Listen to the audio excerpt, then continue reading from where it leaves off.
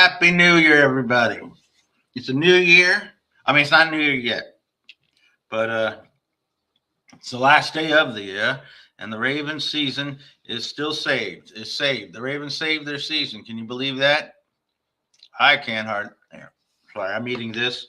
This is my New Year's resolution to give this up. But I'm not going to stay with that. No one's can give this stuff up. This stuff's too good. We are brought to you by Haagen-Dazs Strawberry Ice Cream, the best in the business. Eat this, and you will feel good. Just for a while.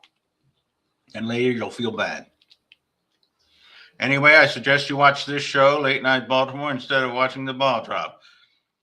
Last year I watched the ball drop and the New Year's changed, but I was seeing my urologist. Oh, yeah, okay, wait, I got music for that.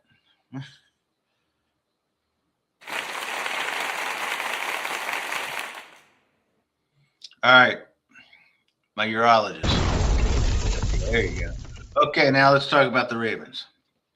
Great things about the Ravens. What do we know about the Ravens? The Steelers lost. That's where we last left. Now, the Ravens won, the Steelers lost. That puts the last game as the big game. Sunday, January 4th. Wait a minute. At 8:20 p.m. in Pittsburgh, it's Ravens versus the Steelers. Now, let me say something about the Steelers. I want to say something about Mr. Aaron Rodgers, who's all a part of the Rogan sphere. Now, kids, the Rogan sphere is where you take supplements and horse tranquilizers, and you don't get vaccinated, and you act like a doofus, and you're worried about the woke mob. Now, that's why Aaron Rodgers looks like a puddle of mud now at his age, while Tom Brady had none of those things, and he looked better at 45 than he did at 25. So the lesson is, be a Brady, not a Rodgers. And stay away from the Rogan sphere. Okay. What's the latest news, you might say? Jackson was a full participant in practice, and Coach Harbs is very optimistic. He says that. He's always optimistic, though, so that doesn't mean anything. But if Lamar, that's cool. There are some key injuries. Rashad Bateman, DeAndre Hopkins, and Kyle Van Noy not practiced today. Roquan Smith and Patrick Ricard were limited. That's the word, limited.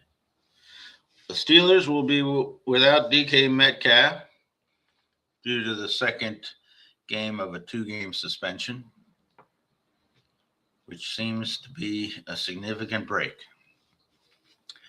Now for the Ravens, but let's see. Darnell Washington, tight end, is also questionable, as is TJ Watt. Now, I believe that the Steelers are so obsessed with, they'll be too busy watching if Myles Garrett breaks the sack record on the Cleveland game in another game somewhere else. All right. The Steelers won the first game this season because Zay Flowers or somebody was ruled incomplete when it was a touchdown. The refs gave the Steelers that game. Sorry to say. Don't usually want to say it like that, but that's what it was. 10 of the last 12 games in this rivalry have been one-score games. And historically, the underdog often performs well. They've been evenly matched, though, so I don't see that there's big underdogs. Man, my teeth look like a wooden fence, right, everybody? All right, call in if you like. 410-921-9076. Other things.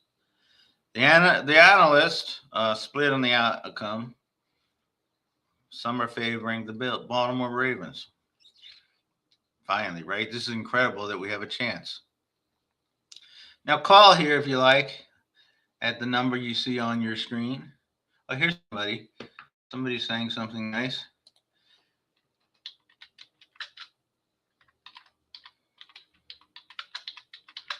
Somebody, I'm texting back. All right. All right. Now, what else do we need to know? That's going to be cold up there, and the Ravens are traveling. But the Ravens have done better on the road this year than at home. So I'm going to say that the Ravens are going to win this game and then have a home playoff game. And what do you think of that? That's incredible, considering where we were at one time in the season. And then we'll deal with all the interesting off-season questions. But let's get to the off-season by finishing this season and kick the bleep out of the stupid Steelers and dumb Aaron Rodgers. I'm sick of his act. All right. Let's see what other news we got. If nobody calls, if we get a call, we'll answer. Let's see. Yeah, around the NFL, what's going on?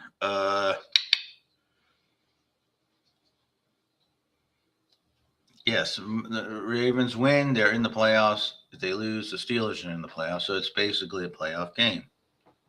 The Ravens are currently favored now overall 3.5.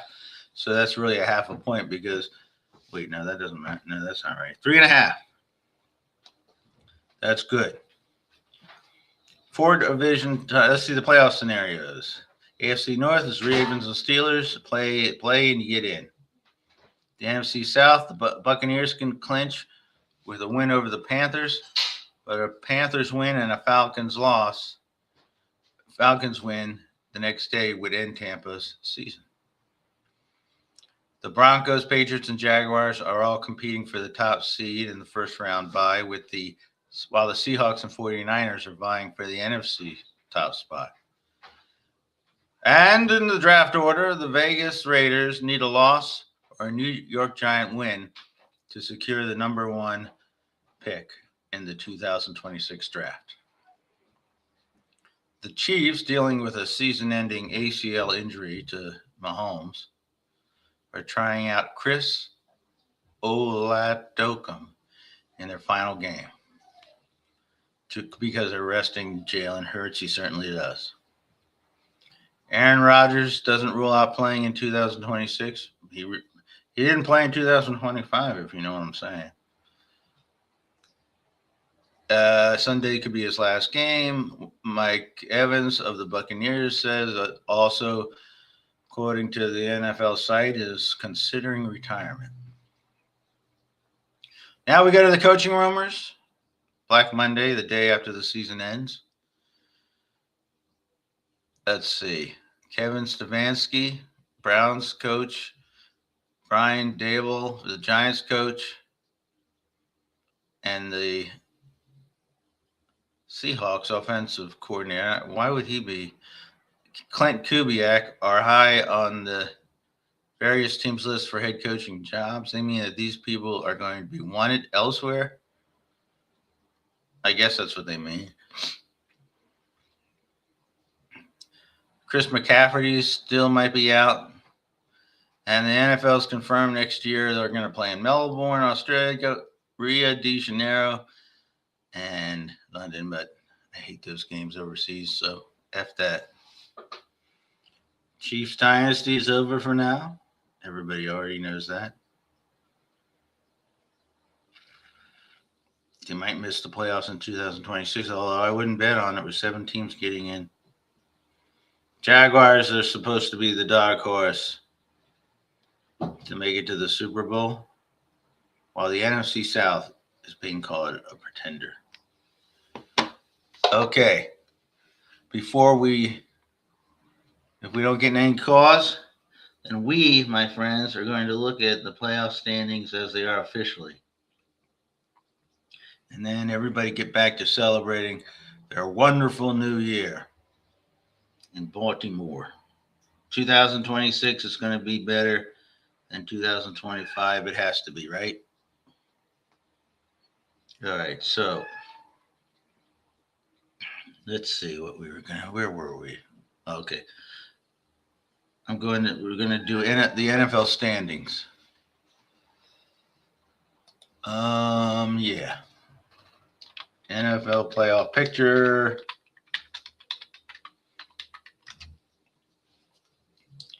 I feel that very few other podcasts type while they're on the podcast, and most have everything arranged.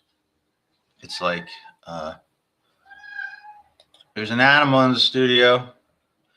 All right, let's go over. We know that the Steelers and the Ravens in and win. One available spot. Broncos, Patriots, Jaguars, Texans, Chargers, Bills.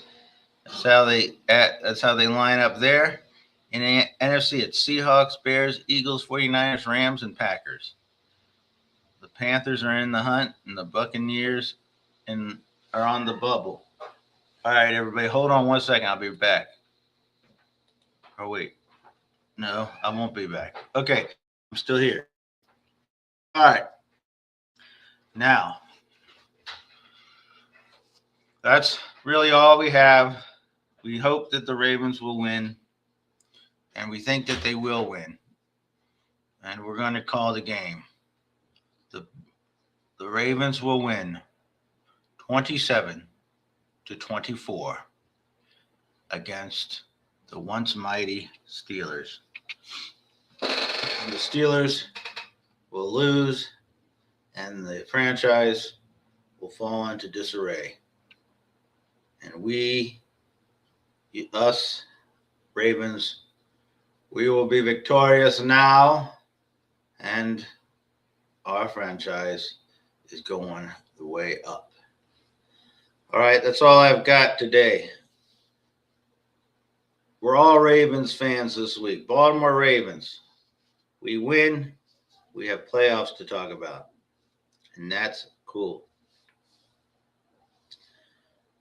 All right. Nobody wanted to call in at 410-921-9076. No calls at all. All right, then. We will call it a night, and we will say God bless everybody. Stay safe tonight. If you're driving out there, be careful. There's a couple hours left in this year. Enjoy those couple of hours. And we will talk to you all next time on Late Night Baltimore. And remember,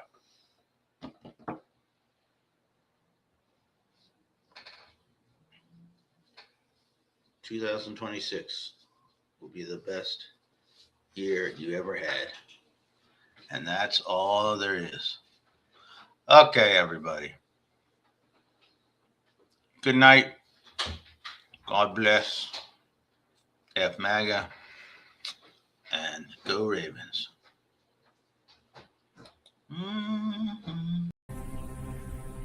Big Rooster.